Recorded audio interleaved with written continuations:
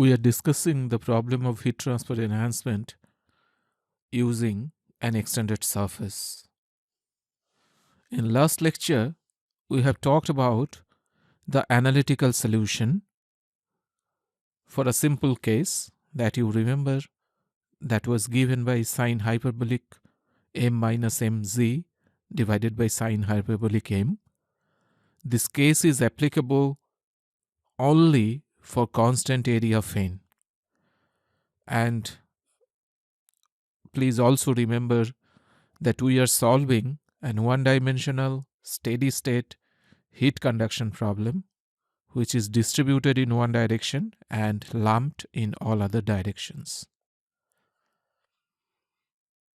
Now we have to go for the numerical solution of the problem. And the way we do numerical solution is the ordinary differential equation, which is the governing equation here, we transform that ordinary differential equation into a system of linear algebraic equation that is Ax equal to b type. And we hope that this Ax equal to b type will be much easier to solve numerically than the ordinary differential equation. The first step toward transforming the ordinary differential equation to Ax equal to b type system is what we call the discretization. So what is discretization? If you look at the domain of our solution, by domain we mean the range of independent variable, and the geometry of independent variable as well comes into picture. So in this case, our independent variable is z that goes from 0 to 1. So if we draw a line between 0 to 1, then every point on that line is in the domain. This is an one-dimensional domain, so we are only talking about a line. So my domain has infinite number of points, and any value of z we can pick from my domain, and for that particular value of z I can get a value of theta if I have solved it analytically. Now, in the discretized domain, which is also known as grid, be familiar with this terminology because we will use this quite a bit. In the discretized domain, we only have finite number of discrete points on the line between z equal to 0 to z equal to 1. And numerical solution is available only at these discrete points. So here you see the actual domain, which is a straight line, that will replace now with the discretized domain, where the blue dots are our grid points. We can specify the grid points by z with a subscript I, where I goes from 1 to n. N is finite and n is what we call is number of grid points. We also define grid size as the distance between two consecutive grid points. If we find that grid size is same everywhere, then we call that grid an uniform grid. You understand, this is the simplest type of grid that we can make. If, of course, this grid size delta z varies with I, then we call that grid non-uniform.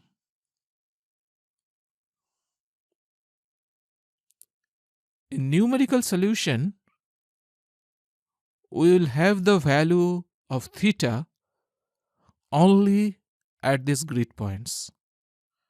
Between two grid points, we do not have theta. This is our sacrifice that we are prepared to make so that we can have a solution. However, at the end, my solution should not depend on how many grid points I take. My grids are uniform or non-uniform, or what is the size of my grid, which means that at the end, I have to make sure that my solution reaches a state of grid independence. This is extremely important in CFD. Now, once we discretize the domain, we have three ways to go. First is the finite difference, second is the finite volume, and third is the finite element. And in this course, we'll primarily talk about finite difference.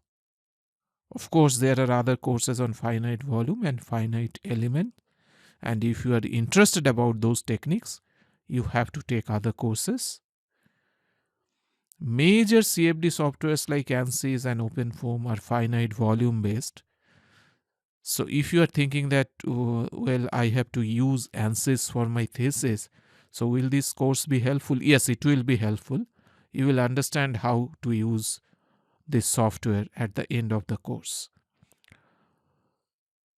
We will not train you to use this software, but you will understand the basics. Now, generation of grid is extremely important in CFD. Your solution sometimes depend on quality of grid. So if you can generate good grids, you will get a faster solution, you will get a more accurate solution. That can happen. So to know this, you have to know how to make grids, and grid generation by itself is a very big subject and is a separate subject that we will not deal very deeply in this course. To begin with, you can generate your own grid for this fin problem. First, you can generate an uniform grid with 101 grid points. That means 100 grid spacing. Your first point could be z equal to 0 and last point could be z equal to 1.